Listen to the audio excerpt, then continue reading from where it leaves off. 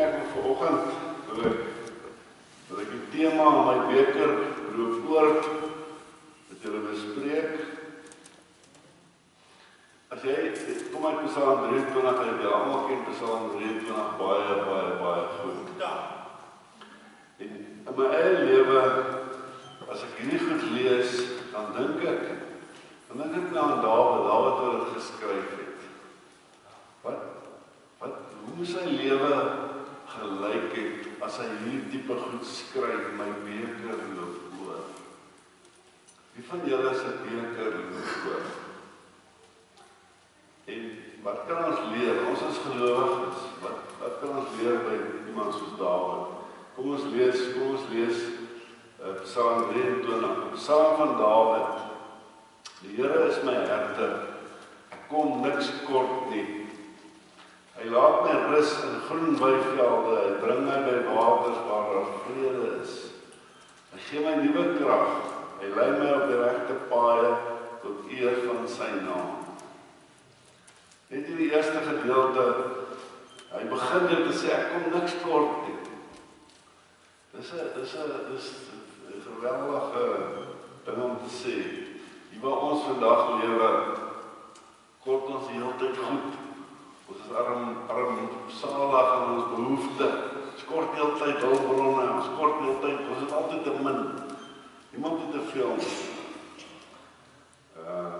Maar Dawid pak jy goed so na mekaar uit.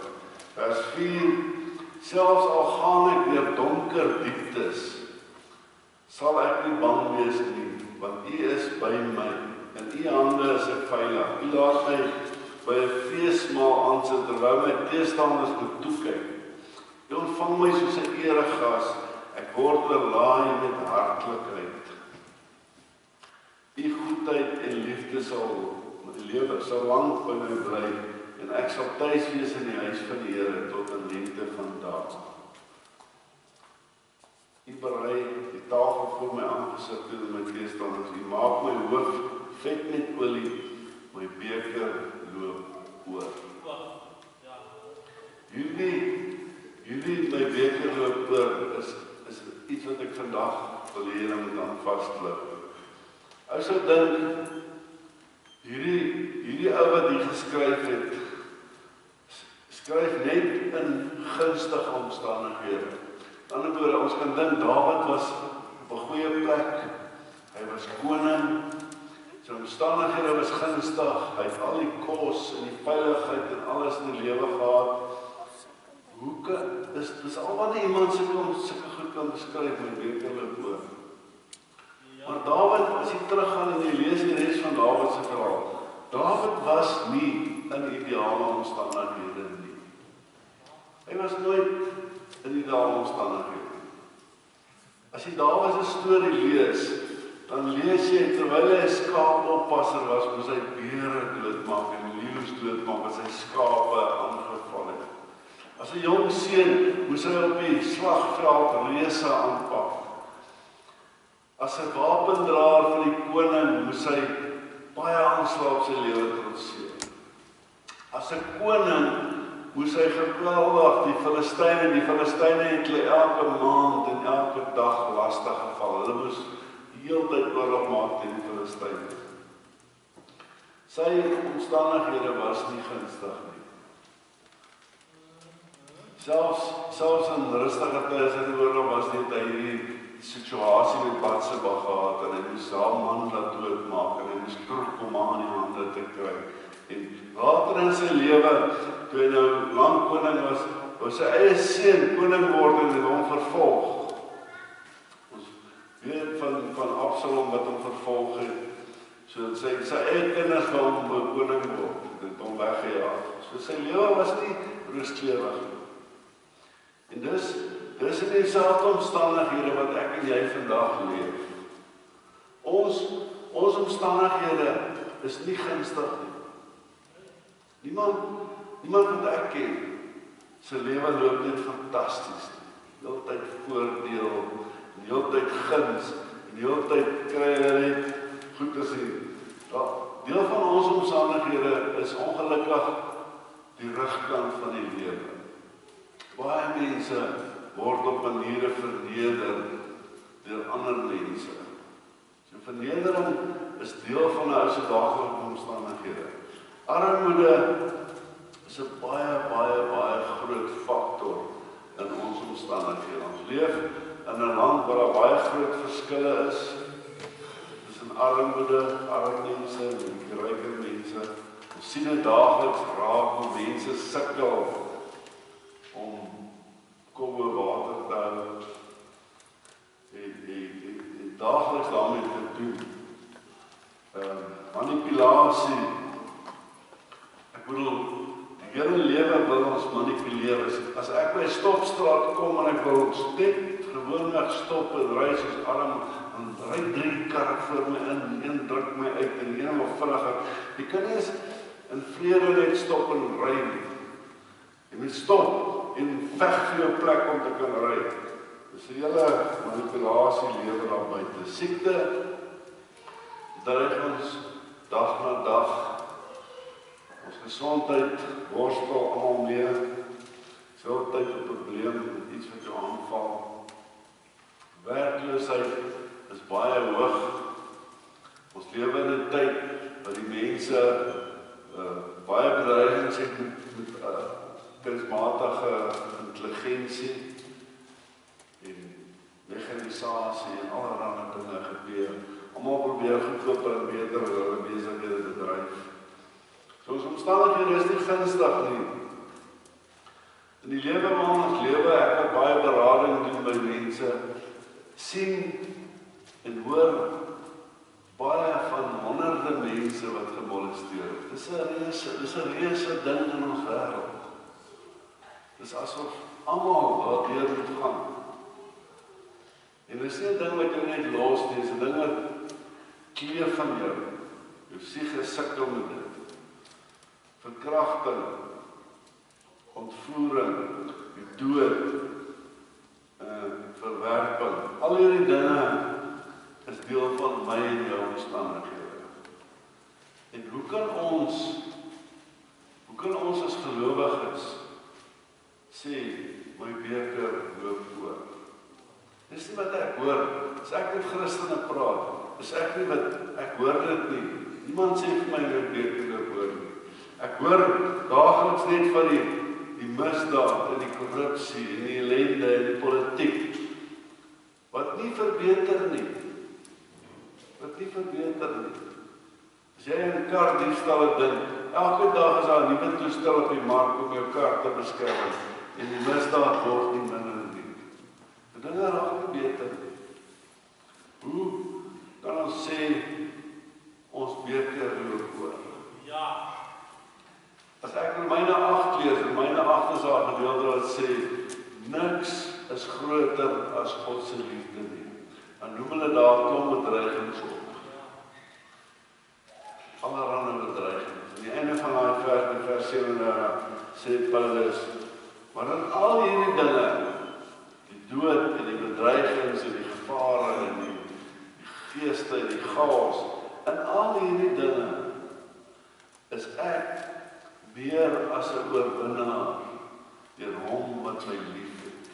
So Paulus kom so 'n bietjie by die waarheid uit wat Dawid meebreek in Psalm 23 is hierdie chaos is hierso, die bedreigings is hierso, maar selfs in al die bedreigings is ek nog steeds 'n oorwinnaar deur hom wat my liefhet. Want sy liefde is groter as enige bedreiging. En dis waar by Dawid ons wil uitbring. Hy wil nie vir jou iets verkoop wat sê, jou omstandighede gaan verander nie, want ons dink, ons omstandighede moet verander. En ek sê nou vir jou omstandighede gaan nie verander. Jy gaan nie op 'n plek kom, wat alles net gunstig verloop nie. Jy kry heeltyd meer geld, en minder uitgawes, en minder probleme, en minder hindernisse, jou kar breek nie meer nie, jou diefstalle gebeur nie meer nie, alles draai net gunstig. Dit gaan nie gebeur nie. Maar wat wel kan gebeur, as jy Dawid en Paulus hier reg verstaan, dan gaan jy agterkom, die belangrike dinge, dan is daar vir jou te gryp. En dit is, Paulus in 2 Timoteus 7 vers 1 vers 7 skryf, die Gees wat God ons gegee het, maak ons immers nie lafhartig nie, maar vul ons met krag, liefde en selfbeheersing. Met ander woorde, die ou vertaling het geskryf, die Gees wat die Here ons gee, is nie 'n vreesagtige gees nie. Ons is nie bang vir hierdie bedreigings nie. Dit is al wat Dawid probeer sê. Hy het gesê, jou innerlike denke kan op 2 maniere saamgestel word. Jy kan dit of fokus op die hier en die nou en die bedreigings, en die hele tyd bang wees, en die hele tyd kerm, en die hele tyd kla, en die hele tyd huil, of jou gees kan wees op baie groter, belangrike, strategiese dinge wat God vir ons bied. Dat hy is ons God. Met ander woorde, ons omstandighede is nie die kriteria waarvoor ons jou ingesteldheid moet wees nie. Dis 'n swak kriteria. As jy maar dink aan almal in die Bybel, van Abraham. Abraham het nie Kanaan toe getrek en gunste omstandighede gekry nie. Hy het hongersnood gekry, hy is vlug Egipte toe. Die konings het hom bedreig, hy wil sy vrou gevat het. Hy kon nie kinders kry nie, sy vrou was te oud. Allerhande dinge, hy het klomp bedreigings gehad. Baie. Jakob moes vlug vir sy lewe. Sy broer wou hom doodmaak. So niemand daar. Sy het verder lees, in Jakob se kinders se tyd was 'n hongersnood, hulle moes 'n ander planne maak. Niemand in die Bybel, as jy dit lees, is in die gunstige omstandighede. Niemand nie. Wat lees ons in Habakuk? As die olyfoes misluk, as daar geen olywe aan die wingerde meer wees nie, druiwe aan die wingerde meer wees nie, geen olyfoes nie, as die kampe leeg is, veet nie meer, veet boere nie. So, Paulus pleit vir 'n gesindheid wat gebaseer is op ons verbintenis met God. Nie Paulus en Dawid. So Dawid sê net, as hy sê my beker loop oor, dan sê hy, ek en jy moet nie met sulke skreefierogies kyk na die hier en die nou nie. Hy sê, sien die groter prentjie raak. Moenie kyk hier voor jou en al die bedreigings sien nie. Hy sê, kyk, staan net 'n bietjie terug. Staan net 'n bietjie terug. En dink, wat is jou situasie? Die groter prentjie is 'n prentjie, as jy gelowige is, met 'n verbintenis aan 'n lewende God. Wat baie beloftes in jou midde los. Hy los baie verbintenis in jou, baie beloftes in jou midde.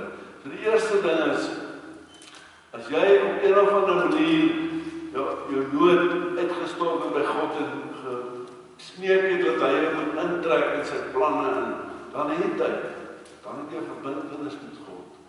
En dit impliseer klomp dinge. Sy beloftes wat sê, niemand sal jou sy hand uitruk. Daar is nie iets wat jou kan bedreig. So ons het hierdie immanente kontak met die lewende God. Dit wat ek nou kan sê, Here, hoor die Here. Wat ek nou sê, dit wat jy nou dink, weet die Here. Hy ken jou gedagtes, voordat die gedagtes by jou opkom, ken hy dit. Jy het hierdie totale afhanklikheid aan hom, wat hy is hierdie groot voorsiener. Nie net vir jou nie, vir die wêreld, hy voorsien, en as jy die Bybel lees, hou hy aan voorsien, hy het vir Abraham en vir Eva klere gemaak, en hy het kos gegee, en hy het blyplek gegee, hy het 'n land gegee, hy het 'n nageslag gegee, en hy gee dit nog steeds. Die kommunikasie wat jy het, jy kan enige tyd, wat jy begeer, net sê, Here, dan is daar gesprek. Dan is daar gesprek. En as jy saam met Jakobus 5 vers 13 wil bid, sê Jakobus, hy sê bid as jy wil genesing hê. Bid as jy nie siek is nie. Bid as jy sleg voel, bid as jy goed voel. Bid as jy vlug, bid as jy veg. Jakobus sê bid enige tyd. Bid vir enige ding. Moenie net bid vir die slegte, bid vir die goeies. Bid enige tyd. Ons het 24/7 kommunikasie met die lewende God. Hy gee ons enthousiasme. Die woord enthousiasme en theos in God. Ons is in God, hy is in ons het hierdie totale verbintenis. Hy gee ons inspirasie en hy gee ons vervulling. So Dawid, as hy hierdie ding sing en sê van my beker loop oor, dan is dit nie oor die hier en die nou nie. Dis oor sy langtermyn strategiese verbintenis met God. Beteken nie, as ek nou 'n papie het, God is nie met my. God is met my. Ten spyte van die chaos wat om my heers. As ons elders dinge lees van God wat hy sê, wat hy dieselfde skrywer of aanskrywer wat sê, Psalm 18, U Here, laat my lamp helder skyn. My God gee lig as dit donker is om my. Met U hulp loop ek 'n oormagstorm. Met my God by my is geen stadsmuur vir my te hoog nie. Iemand sing daaroor wat sê, met my God spring ek oor die hoogste muur. Loop ek oor die hoogste berg. Met ander woorde, dis nie dat ons bid vir bedreigings nie. Uiteindelik sê Dawid daar in Psalm 23, al gaan ek deur donker dieptes, beteken sy gebed is die mooiste gebed oor, hy bid nie dat die Here hom om die donker dieptes vat en hom spaar van die donker dieptes. Hy sê, al gaan ek deur donker dieptes, hy weet, die lewe is so, die lewe is net so, daar is nie 'n ander manier om die lewe anders te kry nie. Jy gaan deur donker dieptes gaan. Maar al gaan ek deur donker dieptes, U is my hulp, U is my helper en my God. En ongelukkig het ons mentaliteit wil anders te wees. Ons wil alles goed regkry vir God, jou offers, jou opoffering, jou hart, jou reinheid, jou geestelikheid, sodat jy op 'n posisie kan kom waar daar nooit meer chaos in jou lewe gaan wees nie. Dis wat jy wil regkry. Jy wil 'n utopia kry deur jou ingesteldheid van jou geloof. En Dawid sê, jy gaan nie 'n utopia kry nie, jou ingesteldheid verander. Dink net die groter prentjie. Jy is verbind aan God, ten spyte van die hindernisse. Elders lees ons Psalm 63, ek soek U, o God, my God, ek dors na U, ek smag na U soos 'n dorp in 'n droë land, 'n land sonder water. Ek wil by U heiligdom wees, om daar U mag en die grootheid te ondervind. Sonder om my omstandighede te verander, ten spyte van my omstandighede. En dat ons kan uitkom by 'n plek, waar Psalm 63 vers 4 sê, U troue liefde is meer werd as die lewe. Paulus skryf later en ons sing ook daaroor, selfs die dood is 'n wins. So, daarom sal ek U prys.